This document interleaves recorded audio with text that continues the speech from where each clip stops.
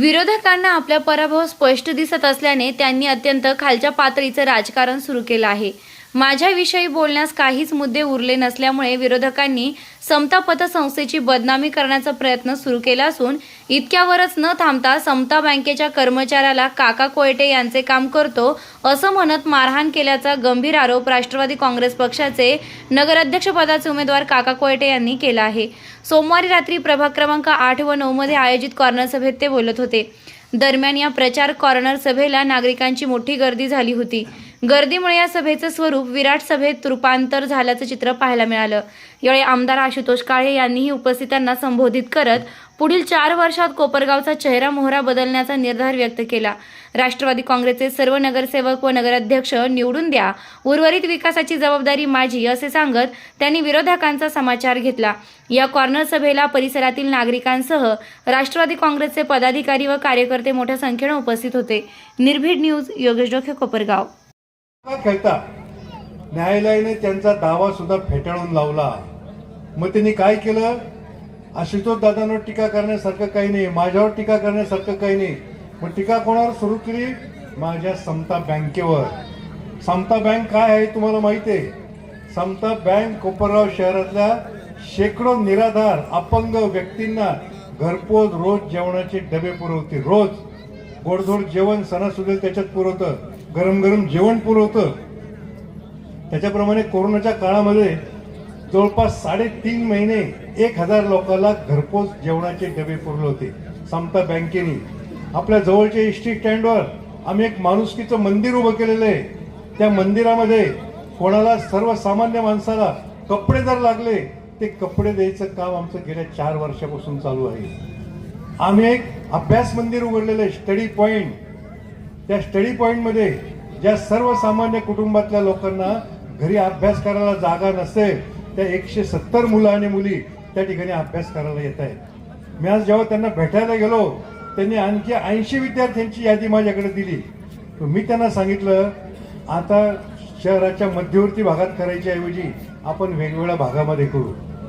इम्तियाज भाई, या संजय नगर, सुभाष नगर भागामध्ये सुद्धा आपल्याला मुलांच्या अभ्यासाकरता एक अभ्यासिका उघडायची आहे. त्याचा खर्च सगळा मी करीन, काळजी करू नका. या संजय नगर, सुभाष नगर मधल्या भागातल्या मुलांना सुद्धा शिक्षण मिळालं पाहिजे. ते फौजदार झाले पाहिजे, मामलेदार झाले पाहिजे, कलेक्टर झाले पाहिजे. अशा प्रकारचं शिक्षण जे त्या स्टडी पॉइंटमध्ये दिलं जातं तसं शिक्षण तुमच्या मुलांना सुद्धा देण्याचा प्रयत्न मी या पुढच्या काळामध्ये करणार आहे. शिर्डीला माझा अनाथ आश्रम आहे. त्या अनाथ आश्रमामध्ये 180 अनाथ मुलं राहतात. साईबाबाच्या दरबारात जे सोडून दिले जातात ते अनाथ मुलं राहतात. आणि ज्येष्ठ नागरिक सुद्धा 80 ज्येष्ठ नागरिक त्या ठिकाणी राहतात. ते ज्येष्ठ नागरिक मुलांना सांभाळण्याचं काम करतात. त्यांची खाण्याची, पिण्याची, शिक्षणाची सर्व व्यवस्था मी समता बँकेच्या माध्यमातून तर केलेली आहे. समता बँकेमध्ये मी एक व्यवसाय केंद्र उघडलेलं आहे. त्या केंद्रामध्ये मी काय केलेलं आहे? मी काही मशिनी आणून ठेवलेल्या आहे.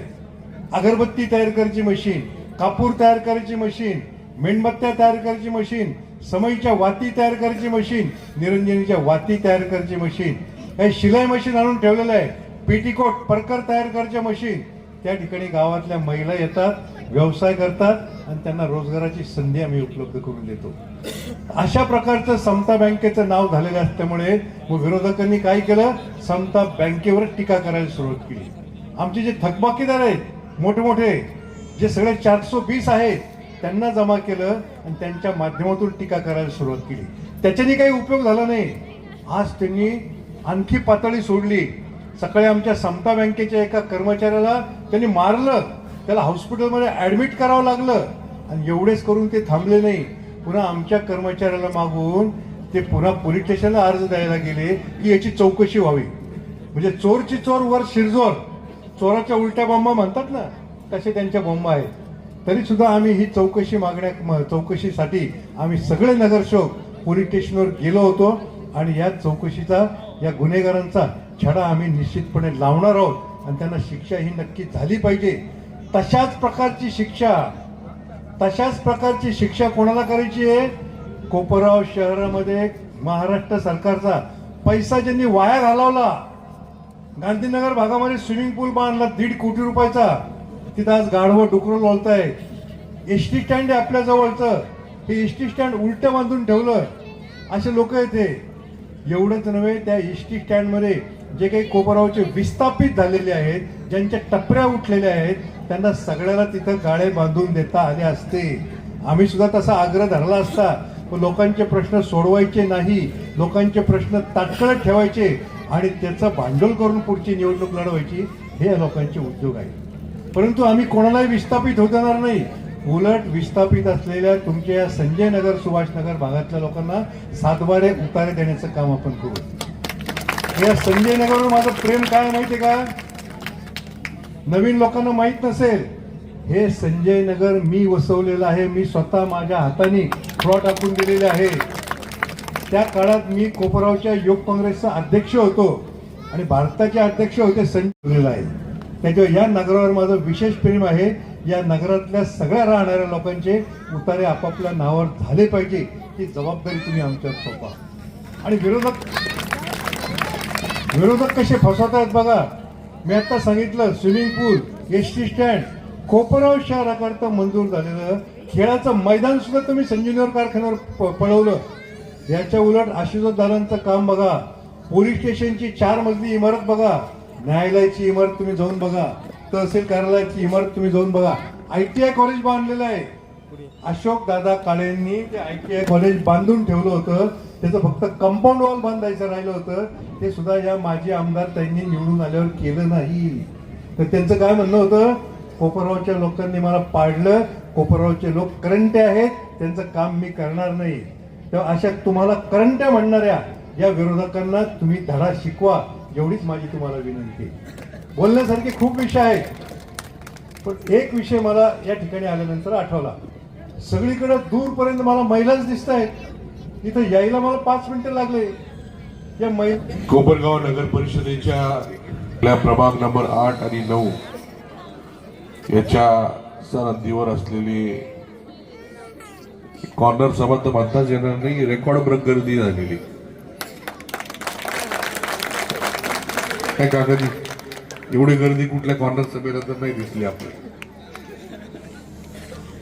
आपल्या बैल बाजार रोडवर असलेली सभेच्या निमित्ताने उपस्थित असलेले कार्यक्रमाचे अध्यक्ष काजी लतीफबाई कुरेशी, त्यांच्या प्रचारानिमित्त या सभेचे आयोजन केलेलं आहे. असे झालेलं आहे का 4 दिवसानंतर मिळतंय ना, 4 दिवसानंतर. याला 1.5 वर्ष झालंय आपल्याला पाणी मिळतं. आलं का लक्षात आपल्याला? 1.5 वर्ष कसा गेलंय हे आपल्याला लक्षात सुद्धा आलेलं नाही.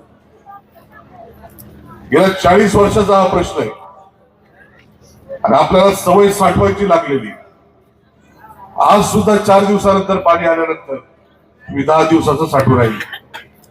साठवत आहे का 10 दिवसाचं? मागचं पाणी फेकून द्यायचं, पाणी आलं का लगेच पुढचं 10 दिवसात साठवायचं, परत 4 दिवसाला तेच कार्यक्रम. बरोबर आहे का? सवय मोडता मोडता वेळ जाणार आहे आणि 40 वर्षाची सवय आपल्याला होती. त्यामुळे सवय मोडण्यासाठी ज्या वेळेस आपलं रोज पाणी होईल, तुमची मागणी नाही मला माहिती, मी म्हटले 4 दिवसांनी येते बस झालं, आम्हाला काही जास्त नको. बरोबर आहे का? तुम्ही याच्यामध्ये मध्ये समाधानी आहात ना? आपल्याला रोज पाणी करायचंय. त्यासाठी आपण 5 नंबर ज्या पद्धतीने पूर्ण केला, त्या योजनेमध्ये आपले 1 ते 4 तलाव सुद्धा त्याच्यामध्ये कामं करणं अपेक्षित होतं. ते काम जे काय होणार होते त्याच्यामध्ये 1 ते 4 तलावाचं गाळ काढणं असेल, त्याला कागद टाकणं असेल आणि तो कागद झाकणं असेल, एवढेच कामं होते. ते 4 तलावाचे कामं आता जर केले असतील वर्षभरामध्ये, तुम्हाला आज सुद्धा रोज पाणी देता आलं असतं. परंतु नुसता आजचा प्रश्न आपल्याला महत्वाचा नाही, पुढच्या 50 वर्ष आपल्याला पाणी टिकलं पाहिजे रोज देण्यासाठी, एवढी साठवण आपल्याला त्या ठिकाणी करायची. आणि म्हणून 5 नंबर तलाव आपण 30 फूट खोलीचा केला, कॉन्क्रीटचा केला. त्याच पद्धतीने 3 आणि 4 नंबर तलाव आपल्याला कॉन्क्रीटचे करून 30 फूट खोल करायचे, जेणेकरून पुढच्या 50 वर्षाचं साठवण आपल्याला त्या ठिकाणी राहील. आणि 1 नंबर आणि 2 नंबर तलाव या ठिकाणी सोलर पॉवर प्लांट करायचा. जो काही विजेचा खर्च आपल्या नगर परिषदेला येतो तो सगळा पाणीपट्टीच्या रूपाने आपल्याकडनं वसूल केला जातो आणि विजेचा खर्च कमी व्हावा, आपली पाणीपट्टी कमी व्हावी, या उद्देशाने आपण सोलर पॉवर प्लांट त्या ठिकाणी घेतलेला आहे. पुढच्या 50 वर्ष साठवण क्षमता असलेले तलाव त्या ठिकाणी उभारायचे. मी म्हातारा होईपर्यंत तुम्हाला रोज पाणी मिळत राहील, एवढी त्यांची तरतूद करून ठेवायची. आणि हे सगळं काम पुढच्या 3 वर्षामध्ये मला करायचं. पाण्याचा प्रश्न असेल किंवा भुयारी गटारचा प्रश्न असेल, आपली भुयारी गटारची योजना मंजूर झालेली आहे, त्याचं काम आता चालू होणार आहे. हे काम पूर्ण झाल्यानंतर आपल्या सगळ्या गटारी भुयार होणार, अंडरग्राऊंड गटारी, तुम्हाला कुठे ओपन गटारी दिसणार नाही. हे सर्व पाणी जे काही सांडपाणी त्या गटारीमधून वाहतं, ते पाणी आपलं जे काही जुनं बाजारतळ आहे त्या ठिकाणी त्याच्यावर प्रक्रिया केली जाईल आणि ते पाणी स्वच्छ केलं जाईल आणि ते पाणी पिण्याचं सोडून सगळ्या कामाला वापरता येईल. शेतीला वापरता येईल, बांधकामाला वापरता येईल किंवा आपल्या पवित्र गोदावरी नदीमध्ये ते सोडता येईल. अशा पद्धतीचा प्रकल्प हा भुयारी गटारचा त्या ठिकाणी होणार आहे. आपले रस्ते असतील तर सगळे प्रमुख रस्ते आपण एकदा करून झालेले, परंतु हे सगळे डांबरी आपण केलेले. मला हे सर्व रस्ते कॉन्क्रीट करायचे आणि म्हणून तो सुद्धा प्रस्ताव आपण शासनाकडे दिलेला आहे. कॉन्क्रीटचे रस्ते, बाजूला पेविंग ब्लॉक, म्हणजे आपल्याकडे धूळ जी होते ते 0% कशी होईल याच्यासाठी हे सर्व नियोजन आहे. आणि ह्या तिन्ही गोष्टी बेसिक आहे, मूलभूत गरजा आहे. या सर्व गोष्टी तुम्हाला मिळायलाच पाहिजे. आपल्या देशाला 80 वर्ष होणारे स्वातंत्र्य मिळवलं आणि अजून पण आपण पाणीच भरतोय. काय चाललंय? एवढे प्रश्न आपल्या या ठिकाणी राहिलाच नव्हते पाहिजे. ज्या लोकांना आपण 40 वर्ष आमदार म्हणून, सत्ताधारी आमदार म्हणून काम करण्याची संधी दिली, त्या लोकांनी हे प्रश्न सोडवले नाही. कायम आपल्याला अडचणीमध्ये ठेवलं. कायम आपण अडचणीमध्ये राहिले तर आपण त्यांच्या पाया पडत राहणार, कायम त्यांच्याकडे मागणी करत राहणार, ही भूमिका त्यांची राहील. नगरपालिकेची सत्ता असू कायम त्यांच्याकडे होती. आणि हे सर्व सत्ता तुम्हाला कशासाठी पाहिजे? तुम्ही लोकांचे प्रश्न जर सोडू शकत नाही, हे सत्ता तुमच्या काही कामाची नाही. पण आम्ही सर्वजण जे काही काम करतोय, आमच्या कामाची पद्धत अशी आहे, आपल्याला जर कुठला प्रश्न जाणवत असेल तर तो प्रश्न सोडवण्यासाठी जो काही निधी लागेल तो निधी मंजूर करून आणून तो प्रश्न सोडवायचा, तुमच्या अडचणी दूर करायच्या, ही कामाची पद्धत आमची आहे. आणि म्हणून हा सर्व प्रश्न पाण्याचा असेल, हे सोडवण्यासाठी आपण जेवढा काही निधी लागेल तो आपण निधी मंजूर करून आणला. 131 कोटी रुपये, एवढा निधी कधी ऐकलाय नसेल आपण शहराला आणलेला, एवढा निधी आपण आणला आणि आपला पाणी प्रश्न 5 नंबर तलावाच्या माध्यमातून कमी झालेला आहे. तुम्हाला सांगायला फार अभिमान वाटेल, मला अभिमान वाटतो. शासन ज्यावेळेस अनुदान देतं त्यावेळेस 85% अनुदान असतं आणि 15% रक्कम ही नगरपालिकेला त्या ठिकाणी टाकावी लागते. नगरपालिका म्हणजे काय?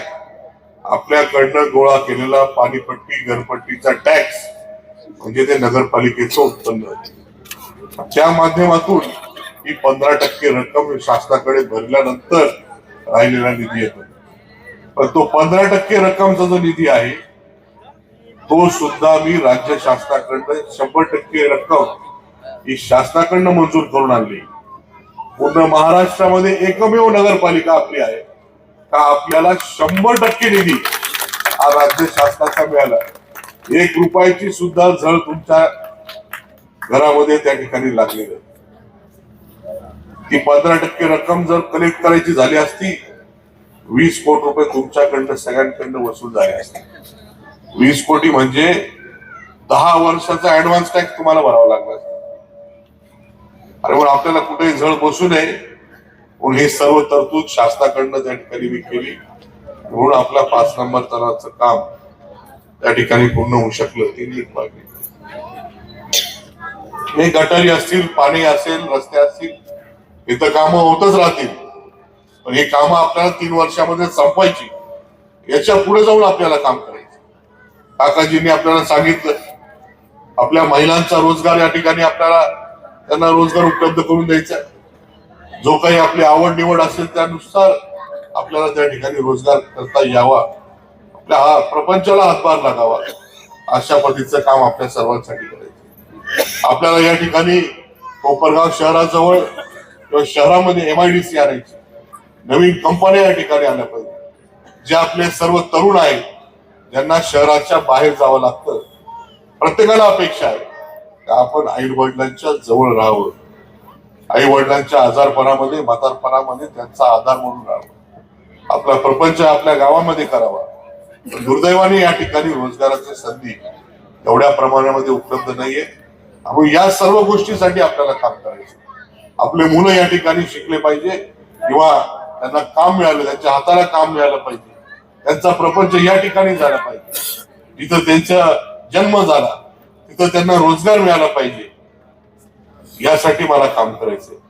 आणि म्हणून यासाठी आपल्या सर्वांना माझी विनंती, मी जे काही निधी या ठिकाणी आपल्या या शहरासाठी मंजूर करून आणणार आहे तो तर मी करून आणणारच आहे, परंतु आपल्या हक्काचा नगराध्यक्ष नगरसेवक आपल्या शहरामध्ये आपल्या प्रभागामध्ये नसला तो मी आणलेला निधी ते लोक खर्च करणार नाही.